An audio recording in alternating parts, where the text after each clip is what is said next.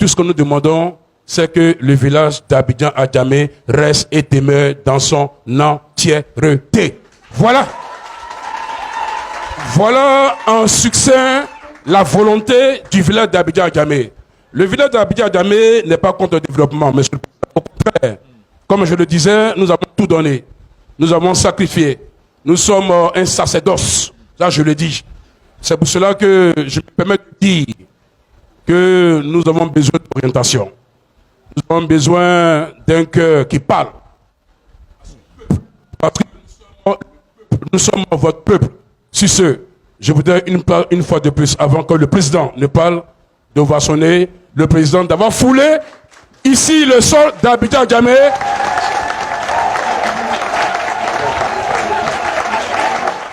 Nous sommes là avec une forte délégation parce que nous avons appris déjà il y a quelques semaines ce qui s'est passé ici. À l'époque, j'étais en France, j'ai appelé votre porte-parole, je l'ai eu au téléphone et nous avons envoyé ici une délégation pour vous exprimer notre compassion.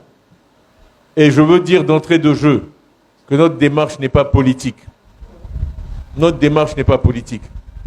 Pour nous, Parti démocratique de Côte d'Ivoire, on a Côte d'Ivoire dans le nom de notre parti. Donc tout ce qui arrive en Côte d'Ivoire nous concerne. Et nous refusons, quand nous nous portons au secours des populations, qu'on nous dise que c'est politique. Donc je veux vous dire que je suis ici en tant que votre frère ivoirien, avant d'être là en tant que président du PDCI. Ce qui s'est passé n'aurait jamais dû se passer. Ce qui s'est passé n'aurait jamais dû se passer. Moi, dans mes fonctions de directeur général du BNET, c'est moi qui ai fait les premiers déguerpissements pour l'emprise du pont Riviera-Marcory du côté Marcory. J'ai passé 1 an personnellement. Bon, peut-être leurs journaux demain diront que c'est pas vrai. Chaque fois que je parle du passé, ils reviennent et disent que c'est pas vrai. Malheureusement, il y a des témoins. J'ai passé 1 an à aller à Marcory régulièrement, à discuter avec les populations. On a choisi ensemble où on allait les déplacer. On a fait les plans ensemble. On a fait financer ça par les bailleurs de fonds. Le patron de la SFI lui-même est venu avec moi. On est allé à Marcory voir les populations. Et c'est un déguerpissement qui s'est fait. D'abord, vous ne savez pas que ça s'est fait, puisque ça n'a pas fait d'histoire. Quand un déguerpissement est bien fait, il n'y a pas d'histoire. On n'a pas été dans les journaux parce que tout s'est bien passé. Les gens ont été déplacés, ils sont là-bas jusqu'aujourd'hui, ça se passe bien. C'est une question de respect pour les populations. Et c'est une manière de travailler. Je ne veux pas faire un long discours parce que malheureusement on n'a pas beaucoup de temps ce soir, mais je tiens à vous dire que le PDCI, son président, toute mon équipe sont de tout cœur avec vous. Nous allons vous accompagner tout le long de ce processus. Il faut que, à travers nos élus, à travers tous nos représentants ici que vous connaissez, on maintienne ce dialogue, qu'on soit informé de toutes les étapes du processus qui est lancé. Parce que malheureusement, nous avons affaire parfois à des gens qui disent une chose et qui en font une autre. Ils disent une chose et ils en font une autre. C'est pour ça, par exemple, que je fais les centres électoraux. J'ai déjà fait 8 villes, Abidjan c'est la 9e ville. Parce qu'on vous dit, les récépissés de carte d'identité vont être acceptés pour être enrôlés. Vous allez dans le centre électoral le lendemain matin, vous voyez que la tablette a été programmée pour rejeter tous les récépissés qui ne sont pas valides. Donc on doit intervenir, on intervient. Finalement, le changement est fait. Donc ce que je veux dire à travers cet exemple, c'est que c'est important qu'on vérifie que ce qui est dit est fait. Et nous sommes là pour vous aider à s'assurer que tout ce qui sera dit sera fait et que si vos préoccupations ne sont pas prises en compte, elles soient prises en compte. Vraiment, on n'a pas d'autre but.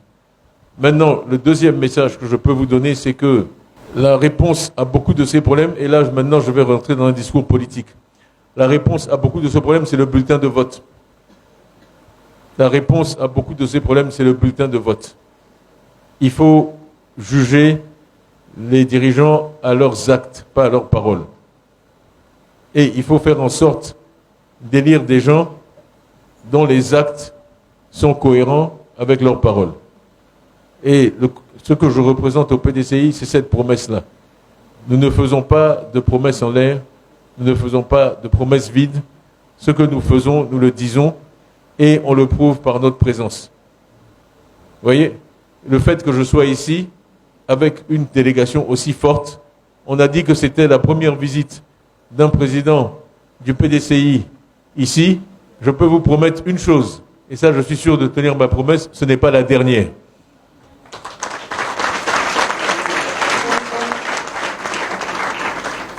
Et vous avez vu que dans la réorganisation du parti, j'ai nommé des hauts représentants.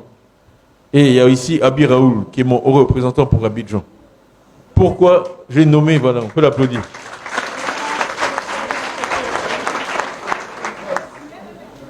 Et la raison pour laquelle j'ai fait ça, c'est que c'est pour être proche de vous. Avec lui, tout problème que vous avez, il peut m'appeler au téléphone à tout moment. Il reporte directement à moi. Il n'y a pas d'intermédiaire entre moi, le président du PDCI, et lui. Donc, pour tout problème qui vous concerne, vous pouvez directement l'informer et vous pouvez être sûr que l'information arrivera jusqu'à moi. Ça, c'est la nouvelle organisation du PDCI et on l'a fait pour se rapprocher de vous, se rapprocher des populations. Donc, je vous remercie pour la patience dont vous avez fait preuve. Je sais que votre peuple est un peuple très digne. Et j'ai beaucoup apprécié la dignité dont vous avez fait preuve face à cette épreuve. Je dis toujours dans la vie, on ne contrôle pas les événements, mais on contrôle toujours comment on réagit aux événements. Et vous avez réagi avec noblesse, vous avez réagi avec dignité, et je vous salue pour ça.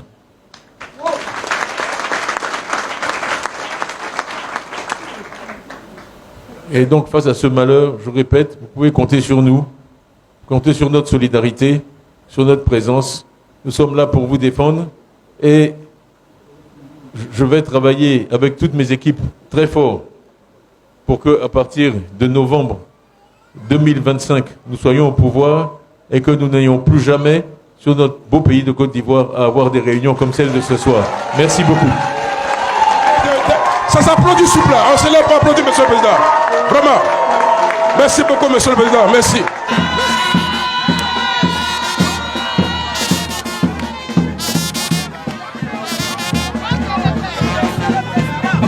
C'est une lueur d'espoir pour nous et nous sommes très heureuses de l'avoir vu, de l'avoir rencontré et nous espérons que les jours à venir seront meilleurs parce qu'il est venu et qu'il sera pour nous un porte-voix pour que la situation de notre village connaisse un dénouement heureux. Je voudrais, au nom du chef Nandi Bois Chérubin, dire un grand merci au président Thiam qui a foulé le sort du village d'Abidjan-Djamé après les événements malheureux que le village a connus.